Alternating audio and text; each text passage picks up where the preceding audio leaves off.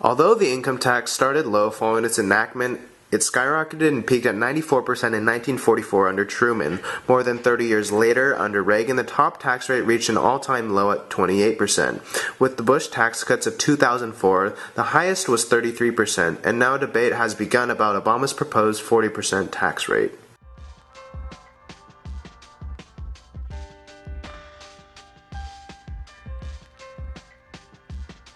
So the current tax right now, the way it's set up, I don't think it doesn't reward success. It doesn't encourage savings. It doesn't encourage investment. Then if I do well, then the government wants half of what I make, or more. Right? You start adding up all these taxes and Social Security and all these things too. So the current system. So if at some point in time, you'll just say, you know what, forget it. I'm not going to open another office. I'm not going to go out and do all these things. You know why? Because the government, I'm making, when it's all said and done, I'm making less than half of the dollar I bring in. And I got to take all this risk, and I got to work 6 days a week. Why don't I just sit on my butt? But I would argue the evidence is clear that when you had capital gains tax rates approaching 50% and earned income tax rates at 90%, you had tremendous economic growth. There's room for a higher marginal tax rate for the wealthiest Americans. The argument behind their two opinions is evident in Laffer's curve. Laffer's curve is a graph that correlates tax rate versus tax revenue. People debate at what percentage the peak is reached, therefore creating the most economic growth. Just as the two sources had contrasting ways to achieve this, no one knows the magic number. Those on the far right believe 15% is perfect, while those on the far left believe the tax rate ought to be 70%.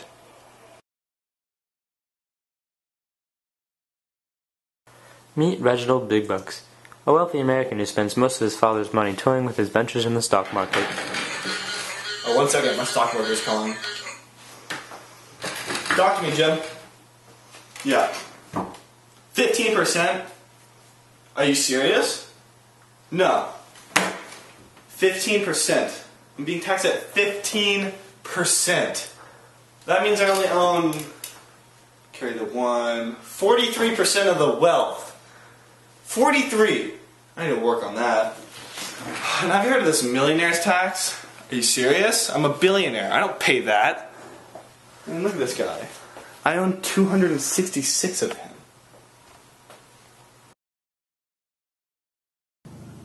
Now let's meet Joe, an arduous laborer who spent over 150 hours a week toiling under the hot sun for a meager salary. Joe, are you there? Yes, Well, you see, I'm pissed off because I'm working my butt off every day and every day. And I still have to pay higher taxes than some of those millionaires who make the big bucks. Because of this, times are tough. And, well, you see, last week I had to sell my little girl Sally in order to pay for Robert's education. This government sucks.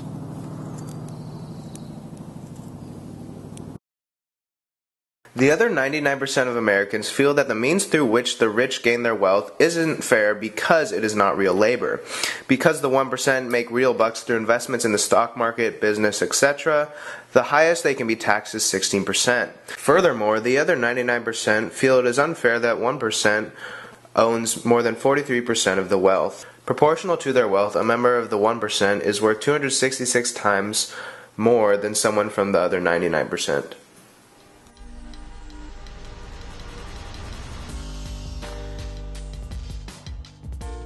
Five guys go out drinking and pay the bill based on their income.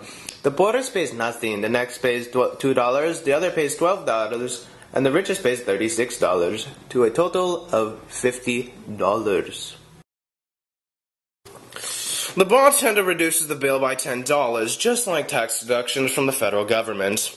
Now the bill payers pay less according to their income. However, as it is with the government, no one is satisfied.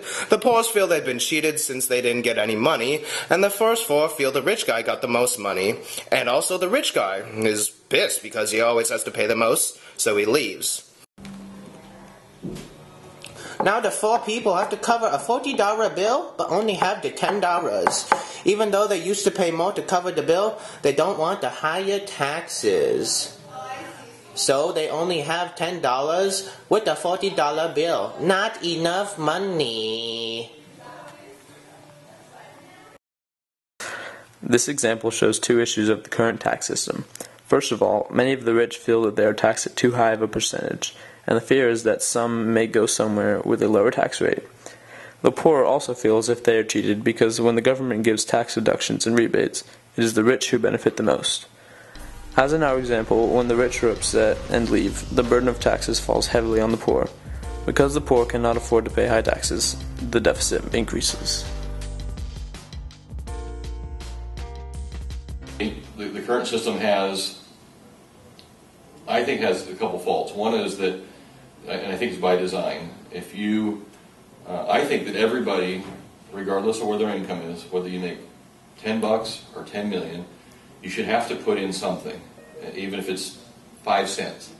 And we're going to charge. I'm probably more of a flat tax person. Okay, we need to get, if we charge everybody, 18% across the board, then you don't get any write-offs, you don't get to hide your capital gains, you don't get your money to move all your money offshore, all those things. If you're bringing in income here, we're going to charge you 18%.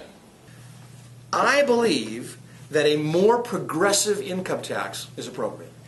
Lower the tax rate on personal income, on earned income, and raise the rate on capital gains to where they're roughly equal, higher on capital gains, lower on earned income. I think you'll see economic growth from that. While both agree that a progressive tax is appropriate, what the tax rate would be is where the two disagree. Mr. Tarbell believes, along with many others on the far right, that a flat tax makes sense. This seems logical because everyone pays the same rate, making it equal. Grubaugh, along with most liberals, believes that there should be a higher tax rate for the most wealthy on income as well as capital gains. This appeals to many because a majority of the super rich would make much of their money off capital gains. Thus, a higher tax rate for capital gains will target the real source of income for the wealthy. This further emphasizes the debate over where on Laffer's curve lies the peak tax percentage.